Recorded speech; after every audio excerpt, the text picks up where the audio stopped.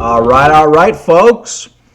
We got Bitcoin bouncing back a little bit, back over 22,000, 22,160. We got a lot of these altcoins pumping today. Cardano up 10%. 10%. So this is what I try to tell everybody. You know, nobody knows exactly what's going to happen in the crypto market on a day-to-day basis. But I'll tell you what I do know. I know we've been in a bear market for over a year. Average bear market lasts about a year and a half, 2 years.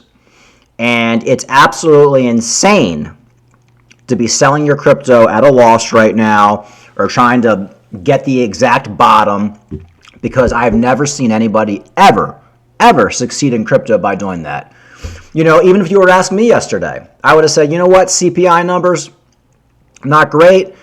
Stock market is down this morning. Inflation a little bit higher. We're probably going to see a dump on Bitcoin. What does Bitcoin do instead? It pumps. There's no way at this point to play this market. You know, I see all these traders like Crypto Banter, the Sniper, all these guys are just getting stopped out of all their trades. And I've told you guys, the only reason, now please listen. I know a lot of you guys are hard-headed and you don't understand. The only reason Crypto Banter, the Sniper, and all these guys trading on YouTube are trading is because they want you to sign up for Bybit and BitGet and all the leverage exchanges, because that's how they make all your money. You can watch Crypto Banter this morning, the Sniper. Half his stream is just trying to get people to sign up for the leverage trading exchanges. So you're being like scammed like blatantly, but a lot of people are too dumb to realize it. You want to trade some crypto in the bull market because you think we might be at the end of the bull market? All right. But nobody has any idea what's going to happen on a day-to-day basis in crypto. Cardano could be 30 cents tomorrow. It could be 80 cents tomorrow. Nobody knows. You're basically just flipping a coin. It doesn't matter what the charts say. It's all news driven at this point. So we got everything pretty much up. Even Solana's up 6%. Theta was up today, back up to, I believe it was like $1.06 or something like that, or $1.07. So hanging out above $1. So let's see what's going on. Bitcoin price returns to 22K despite least volatile U.S. CPI relaxation. 5-day high for BTC price comes with a narrowing trade range as U.S. inflation broadly conforms to expectations. It was a little bit higher, but it actually kind of dumped the stock market, because you got the stock market down 100 points. So Bitcoin kind of decoupling. Let's see if we can get back up to $23,000 for Bitcoin. I have no idea if we're going to get there. I have no idea. Anyway, that's a little Cardano news. Cardano records huge uptick in whale activity as brutal 2022 still far from distant memory. The recent cryptocurrency market downturn has many investors worried about a replay of the turbulent year of 2022, but the high volume of large Cardano transactions may be a healthy sign for the 8th largest cryptocurrency by market cap.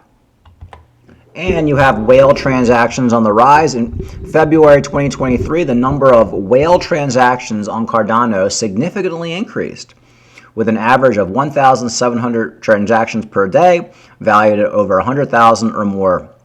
This contrasts sharply with the 300 daily transactions recorded in January. So like I've been saying, folks, Cardano growing by leaps and bounds. Once we go into that bull market, you're going to see Cardano absolutely blast off. I'm so confident of it. All the people shit-talking Cardano just don't understand. I get it. Some of these other coins, they pump and dump a lot harder than Cardano. But, I was talking to somebody the other day, and he was like, I bought Solana. I got Solana at $15. Now it's $21. And I'm like, did you take any profits? He's like, no. I think Solana's going to go back up to $250. So, and it's not, folks. So a lot of these people who buy these pump and dumper coins, that guys like Rand Nooner, BitBoy, or whoever, the whales, try to pump and dump on you, you never get out in time. You never do. Only the big whales get out on time. You're always stuck left holding the bag. That's why I'd rather be in just a legitimate project like Cardano. All right, so the SEC to make it harder for hedge funds to work with crypto firms. Yeah, I mean, look, everything the SEC is doing right now, I've already made multiple videos, and a lot of people say, oh, you're like an SEC fanboy. No, but what do you expect them to do? That's their job. It's like getting mad at the police for like pulling speeders over, you know? Like, that's what they do. They're good. Like, when are people going to understand? Crypto is 90% scams, and a lot of these people in crypto, they refuse to admit it. I've been in crypto for the last 5 or 6 years. I at least am a realist. It's 90% scams. You know, I was actually using this analogy. It kind of reminds me of like these people, you know, like they'll have like a pet crocodile or a pet cobra. And I'm sure that can be a pretty cool pet. But a lot of these people with these pets, these crazy, you know, exotic pets, they refuse to even admit like they're dangerous. Like even people would like have like pit bulls like in the city. Like you'll see them walking their pit bull. Like pit bulls constitute like 80% of all dog bites. It's like pit bulls. Like they're like the most aggressive dog. But the owners like refuse to ever acknowledge it. Like even if their pit bull does end up mauling somebody to death, they're just like, that's so unlike my pit bull. Wow, he must have been provoked. Well, that's kind of like crypto investors. They refuse to like accept the reality that crypto is 99% complete scams. The exchanges are all scams to take your money. The YouTube channels, not mine, but 90% of them are all there to get you to sign up for leverage trading. They're simply there to pump and dump shit coins that they're paid to pump and dump. It's just like all the like 90% of the coins are all scams. Like even probably a lot of the cryptocurrencies like on the top 50. Like most of these are probably scams. Now we can point a lot of them out. But, you know, there's probably only like 20 or 30 legitimate cryptocurrencies in the whole market. And I do think Cardano is one of them. So the SEC sees that. I mean, if I worked for the SEC, I have to acknowledge it. I can't have my head in my ass. I have to acknowledge that the cryptocurrency space is 90% scammers. I mean, you have to acknowledge that. If you're not being honest with yourself. Now, why do I like the cryptocurrency space? Because I see a way to make money. I see a lot of these projects that aren't scams are going to do really well. And even the projects that are scams, some of them will do well as well until they finally crash to oblivion. Kind of like Luna and UST and Solana I put on that list. I think Solana's a scam. There's no question you can't make money on Solana, but eventually it's going to go to zero. Maybe it won't happen until the next bear market in a couple of years, but eventually Solana will go to zero. I would bet a lot of money on that. So the SEC, they have to go after these scams. You have to. Because if they don't go after all these scams right now, in a couple years when it all collapses, people are going to say, where is the SEC? So yes, the SEC doesn't want funds to be easily able to buy into crypto. They knocked down the crypto ETF, the Bitcoin ETF. I mean, they're just like, they're going to be, you know, they're going to be harsh on crypto. And I think people just need to realize that and just kind of get over it and whatever. The one thing I do like is Brian Armstrong from Coinbase is fighting back against the whole staking thing, which I could care less if Coinbase is allowed to offer staking or not. But the one thing we've noticed is when these firms start fighting back against the SEC, it takes years. So say Coinbase, you know, fights the SEC, that could be a 3, 4, 5 year litigation, which means it won't affect the next bull market. And that's all I really care about. You know, I plan to be mostly out of crypto the next bull market. I just think it's a house of cards that will eventually completely crumble. Maybe Bitcoin will be left. That's fine. I'll keep some crypto. You know, maybe I'll keep a couple $1,000s in Bitcoin. Keep some Cardano. I'm not going to sell everything. But I plan to be like 80, 90% out of crypto by the top of the next bull market because I just see it's a big house of cards. And I always knew it was, but it's just, and it's stressful as well.